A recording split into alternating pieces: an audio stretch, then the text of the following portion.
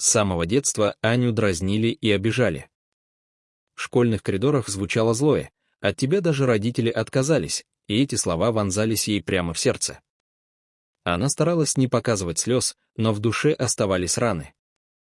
Девочка из детского дома росла тихой, всегда сидела на задних партах и никогда не спорила.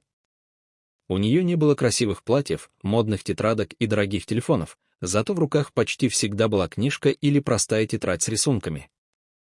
Рисование было ее тайным миром, где она могла быть счастливой и свободной. Учителя удивлялись ее старанию и таланту, иногда хвалили ее работы, но одноклассники не замечали ничего, кроме ее сиротства. Аня прятала свою боль в учебе. Она выполняла задания лучше всех, много читала и всегда мечтала о будущем, где станет известным художником. Каждый вечер она возвращалась в детский дом, где стены были серыми и холодными, но в сердце жила надежда: однажды все изменится. Она верила, что ее мечта станет тем светом, который выведет ее из тьмы.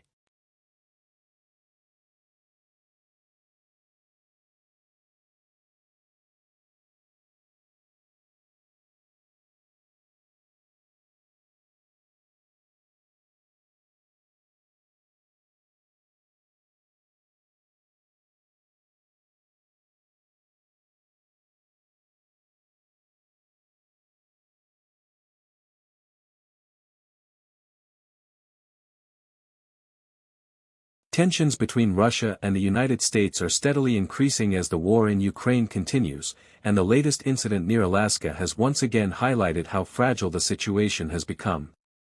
On September 24, American fighter jets were forced to respond quickly after detecting 4 Russian aircraft approaching Alaska.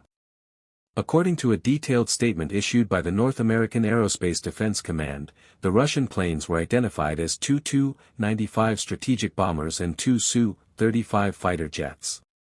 In response to this activity, the United States scrambled a total of 9 aircraft, including an E-3 Sentry Command and Control aircraft, 4 F-16 fighter jets, and 4 KC-135 refueling tankers, in order to intercept and monitor the Russian planes. NORAD officials emphasized that the Russian aircraft remained in international airspace and did not enter U.S. or Canadian territory, noting that such patrols by Russian forces near Alaska are relatively routine and are not in themselves considered a direct threat. Even so, this was the 3rd such encounter in the span of a single month and the 9th time this year that Russian military planes have been intercepted in the region, pointing to a pattern of increasing activity.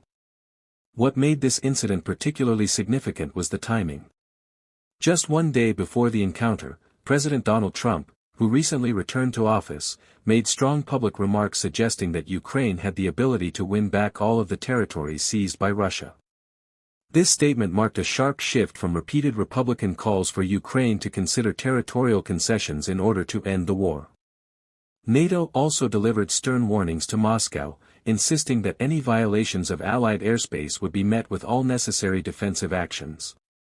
These warnings followed a series of recent provocations, including the downing of a Russian drone over Poland earlier this month and reported incursions by Russian fighter jets into Estonian airspace only a week earlier. Trump added to the tensions by urging NATO members to be prepared to shoot down any Russian aircraft that attempted to cross into their sovereign airspace.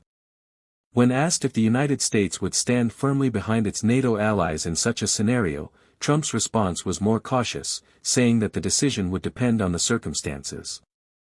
His remarks were widely interpreted as both a warning to Moscow and a signal of conditional American involvement in future escalations.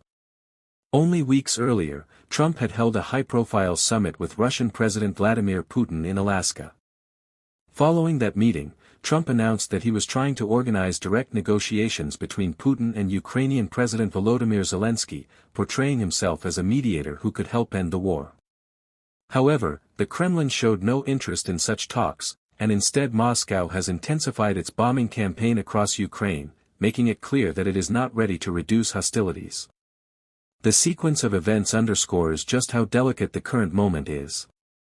The repeated Russian flights near Alaska, the bold statements from Trump, the warnings from NATO, and the continued escalation of violence in Ukraine all combine to create an atmosphere of heightened danger.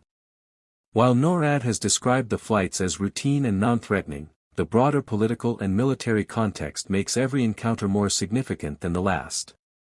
With both superpowers testing each other's resolve and Ukraine still under heavy attack, these developments suggest that the rivalry between Russia and the United States is entering an even more precarious phase, one where even a single miscalculation could have serious consequences for global security.